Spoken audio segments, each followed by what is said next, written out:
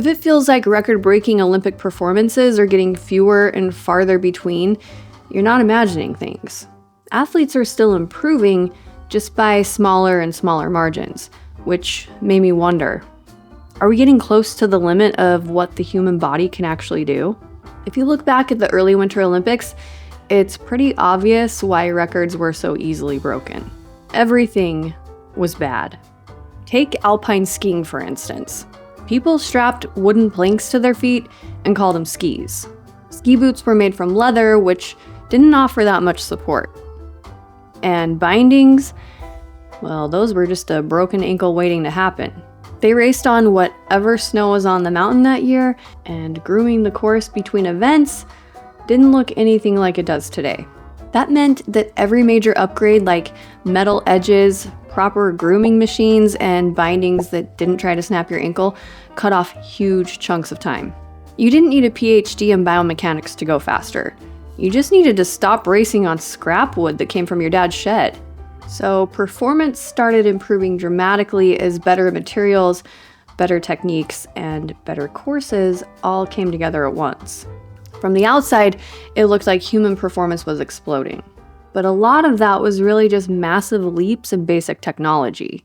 If we fast forward to today, the games look very different.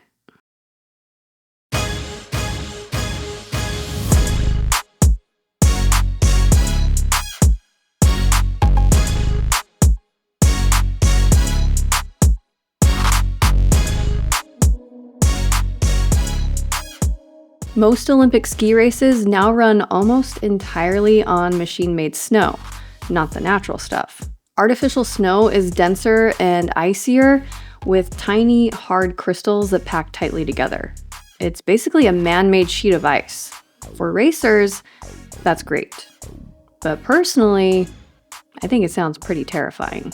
But for skiers, the surface is faster and more predictable. Skis glide smoothly and the surface doesn't fall apart as quickly.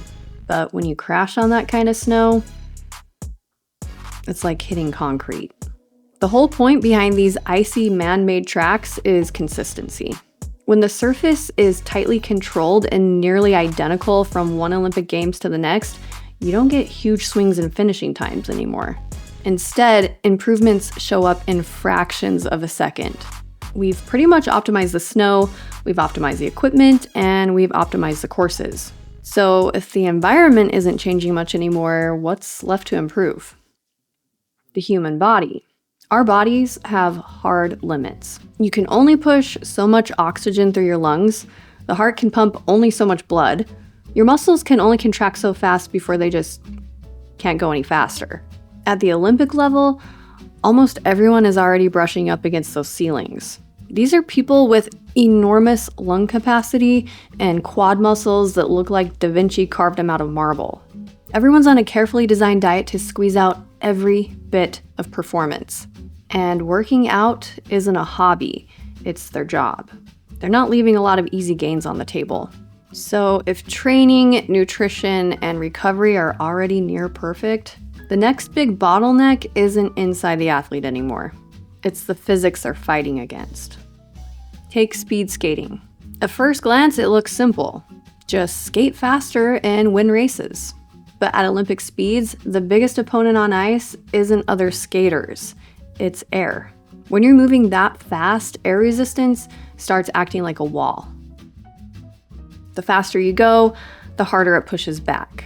And here's the annoying part. That resistance doesn't increase in a nice linear way. It ramps up with speed. So shaving off even a tiny fraction of a second might require a huge increase in effort just to push through the air in front of you. At those speeds, a skater is spending most of their energy not just moving forward, but forcing air out of the way.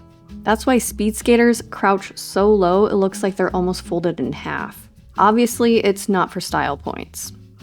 It's to make themselves as small and aerodynamic as possible, so there's less air to fight against. Even their suits are designed to reduce drag by the tiniest amount. Because when races are decided by hundredths of a second, even microscopic improvements in airflow can make the difference between first and fourth place. And it's not just air. There's friction between the skate blade in the ice, which has already been engineered and optimized to an almost absurd degree. There's only so much you can do before you hit a practical limit. At a certain point, you can train harder, eat better, and build stronger muscles, but gravity, friction, and air resistance don't really care how well you've stuck to your diet. So as athletes get closer and closer to the limits of what their bodies can do, they're not just competing against each other anymore. They're competing against physics. And when you're up against the fundamental laws of the universe, improvements don't come in big leaps. Which is why breaking records today looks a lot different than it did 50 or 60 years ago. So now that athletes are maxed out and physics won't budge, where do performance gains even come from anymore? Technology. But a lot of that tech isn't about making humans superhuman. It's about making the gear between them and the ice work better. Back to our speed skating example. The skate blades aren't just sharp pieces of steel anymore. Modern clap skates are hinged at the front, so the blade stays in contact with the ice longer during each stride. That single change boosted top speeds by nearly 5% when it was first introduced. An enormous leap at the elite level. Skating suits have gone from baggy fabric to skin-tight materials, designed to shave off drag that no amount of core training can fix. High-speed cameras track every lean angle. Sensors measure force through each push. Wind tunnel tests refine helmet shapes down to the smallest vent. And now, almost everyone has access to this technology. The same materials, the same analysis, the same obsessive engineers looking for microscopic gains. In fact, many Olympic federations actively limit how far the technology can go. Suit fabrics, blade designs, and even sled weights are tightly regulated, so one country can't just buy their way to dominance through a huge research budget. So all of this to say, when an Olympian wins a gold medal, yes, they are an extraordinary athlete. But part of the victory also goes to the engineers, designers, technicians, and analysts who helped find that extra 0.5% advantage. And while it might seem that Olympic athletes are brushing up against the limits of human performance, don't count human ingenuity out just yet. Technology keeps evolving in ways that we can't always predict. And somewhere out there, there might be a new material, a new technique, or a new idea just waiting to rewrite the record books all over again. Because if history has shown us one thing, it's that humans are very good at finding ways to go just a little bit faster. If you're looking for more good news in your life, be sure to check out this video right here. And if you enjoyed this video, please give it a like and consider subscribing so we can ignore all the bad news together.